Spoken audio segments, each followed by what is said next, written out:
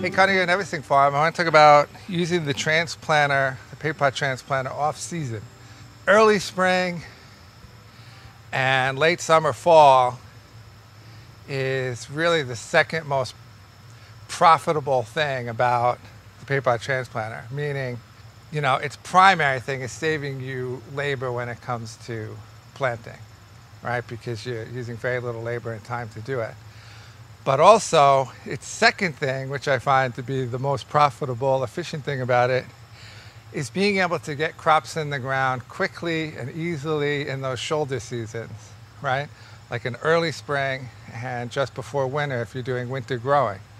Because you want your house full of crops, and so you don't want to take them out and then have to direct seed and then have them out of production forever.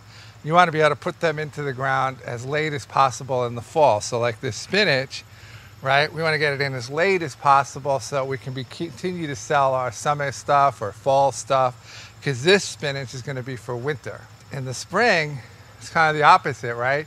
You want to get things growing as fast as possible, to replace that winter crop so that you can have immediate access to selling stuff. Right, so maybe it's lettuce, maybe it's spinach, maybe it's arugula, radish, whatever. You want to jumpstart that growth by not having to direct seed. So because you would never transplant radish, you would never transplant like hackeri turnips or, maybe spinach, but that would be very labor intensive. This solves that problem because now you can just start it in a tray, use a drop seeder.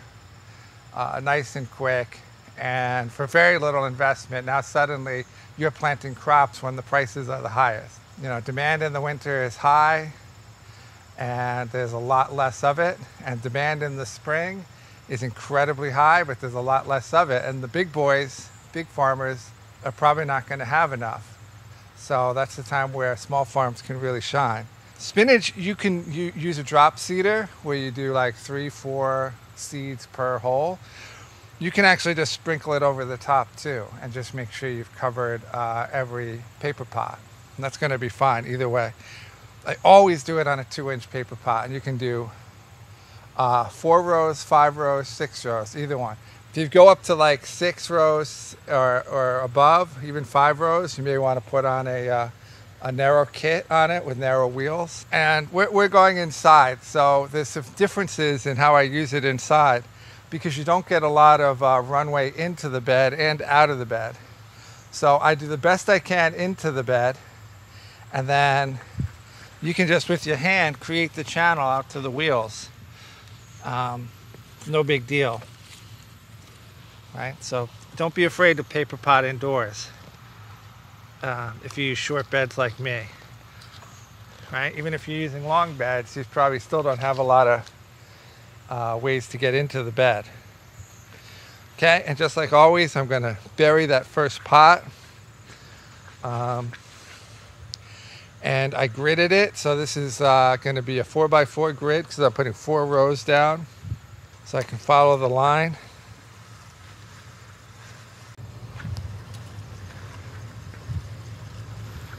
And then I do my best to come out of the bed and still get a trench, but it's not always successful. So that little bit may just need to be, I pull it back, make a nice trench, and just bury it.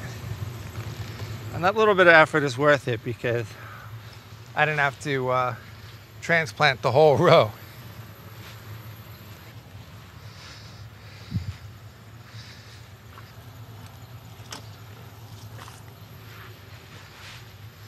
Okay, and a little tip, if you have some left over, just use them to fill in.